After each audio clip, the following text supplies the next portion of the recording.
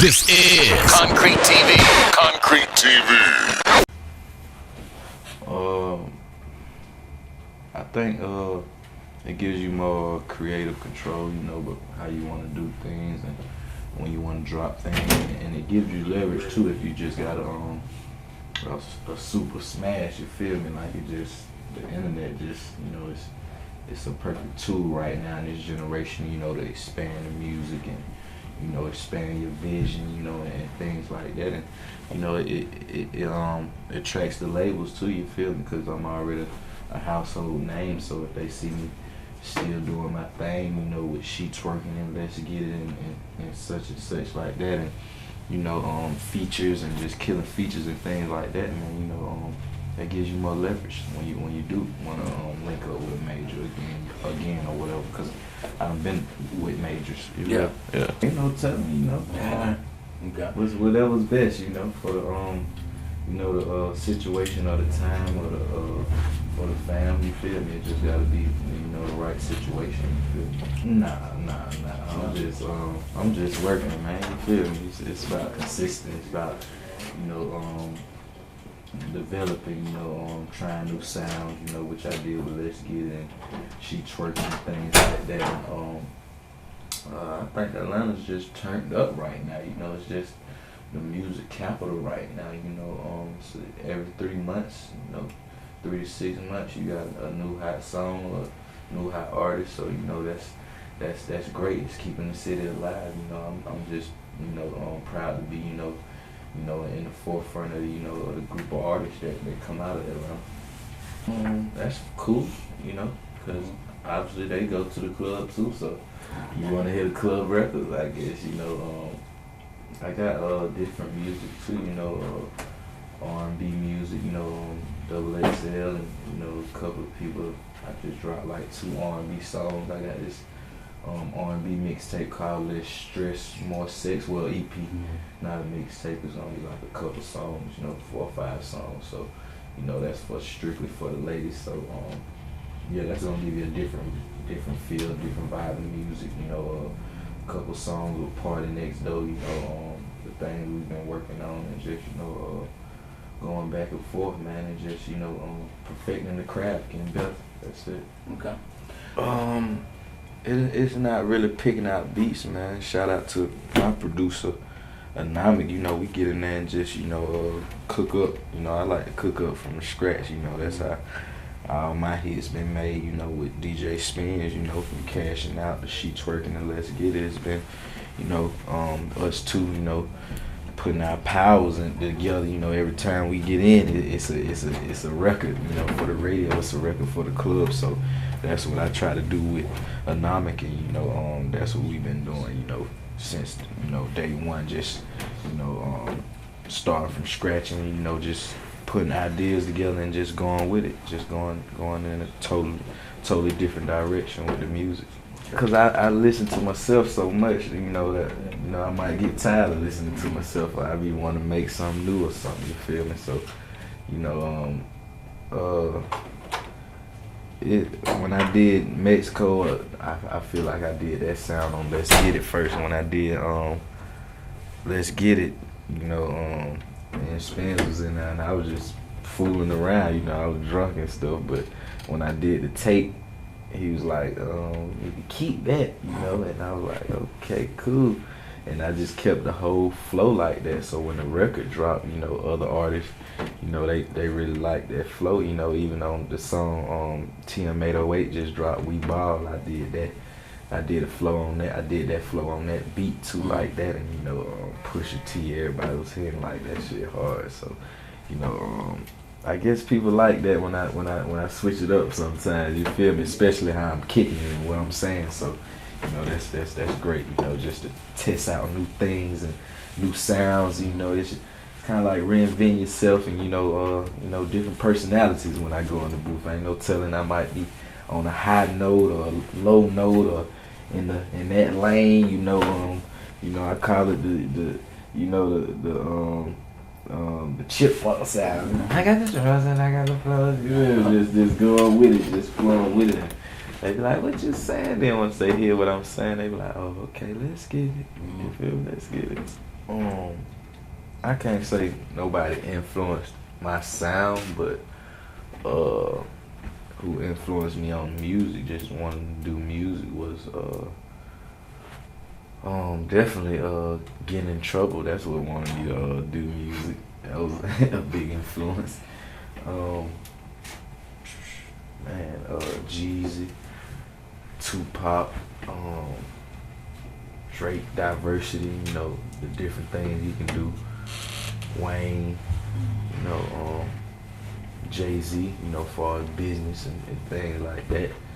You know, and just different artists for different categories where you just look at, you know, for music or business or mogul or, you know, enterprise, you know, and, you know, just on the CEO level, and, you know, you just look at different artists and just try to pick certain things from that artist and just, you know, be like, okay, I'm gonna, you know, capitalize or, you know, take that route at this time or this moment of my career, you know, when it's time. So, you know, definitely 50 Cent, you know, big moves and movies and commercials, and, you know, I'm with it all. Okay. Man, we was just sitting there getting in the kitchen, cooking up them beats, man. I want to do something, you know, not too complicated, something real, you know, simple, and, you know, as far as beat wise and hook wise, and you know, we had a couple of people in there, and, you know, when the beat dropped, everybody was like, oh, okay, cool. It's crazy, you know, everybody was in there.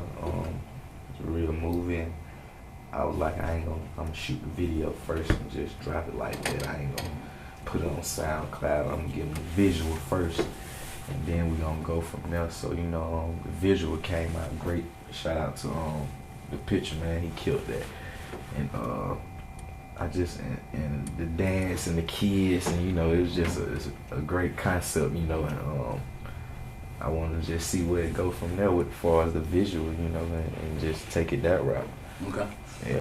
I only had one album, but the rest have been mixtapes and singles. So I mean, I think as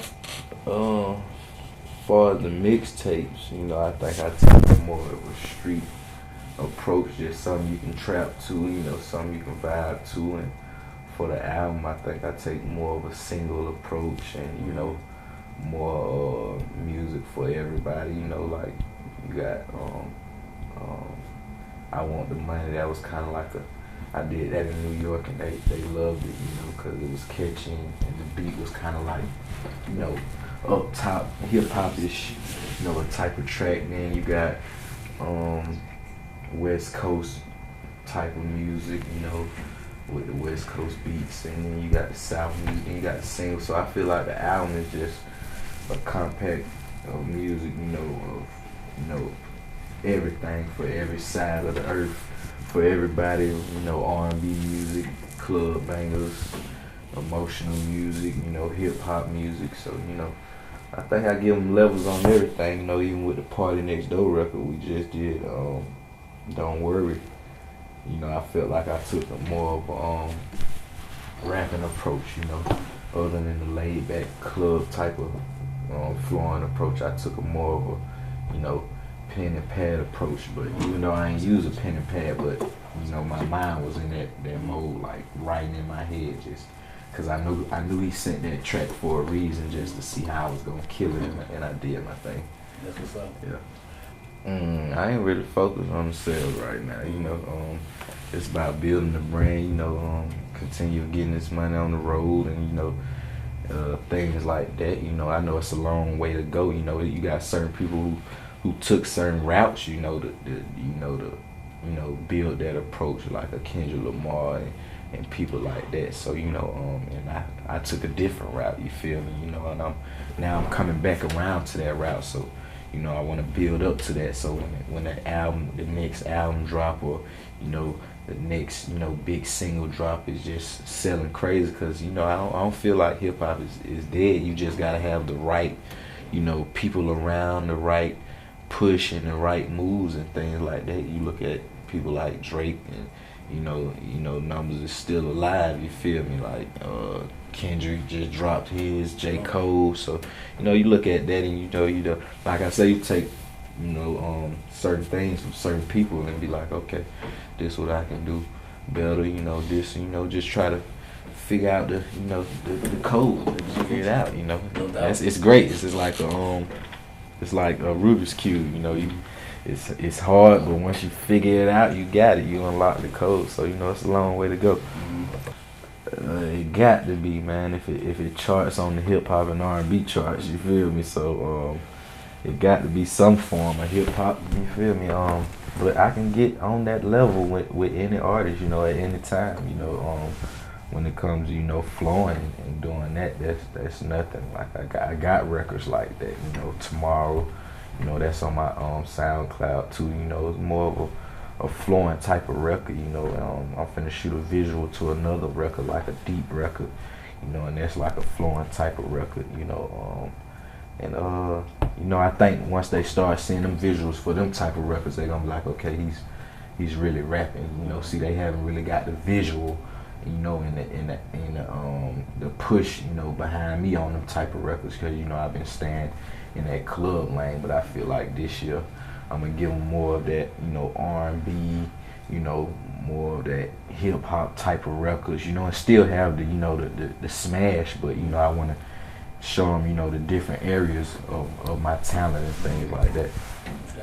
Man, more branding, my face and my label PMG and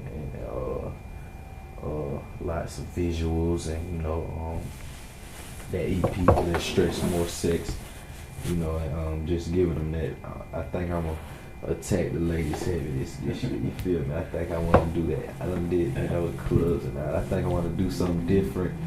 I want to go on a real big tour. Just for the ladies and just go crazy. So you gonna be hearing a lot of ladies records. I want to say like getting close to summer. June, July. Going in between that, going into August, but June, July, something like that. Okay. So, if I can go back in time, what's some advice I'd give myself? Man, when cashing out was crazy, I should have done a lot of features, because I was around, a lot of motherfuckers, like, and they was really, but I was so just big out the hype, so. When this go around, you'd be like, okay, these are people who really wanted to touch you at the time. You feel me? Like, damn, we can't catch this nigga, because I was on the go. It was the #1 record. I couldn't, it wasn't no stopping, no moving, and being young, you just sit back and be like, you check yourself and be like, okay, these are the mistakes I made, and if you don't check yourself in life, you really, you think you've done everything right, which you haven't, everybody does something wrong once upon a time, you feel me? It's just about correcting it, your mistakes and capitalizing. Even when you take a loss, it's a loss to, for you to say, okay, I'm not gonna do this no more, nothing like that, you feel me? Like, so I think everything happens for a reason, and God's put you in a certain position, whether it's up or down to show you, hey, this what you need to be doing, or just putting you in another light so you can grow. This is Concrete TV. Concrete TV. What it do is your big homie Cash Out, man. And I'm coming from the concrete, man, from the streets, man. You feel me? Real talk, man, with the yellow lines in the middle, man. I'm across that street. And this Concrete magazine, man, real talk, man. Let's get it. This is Concrete TV. Concrete TV.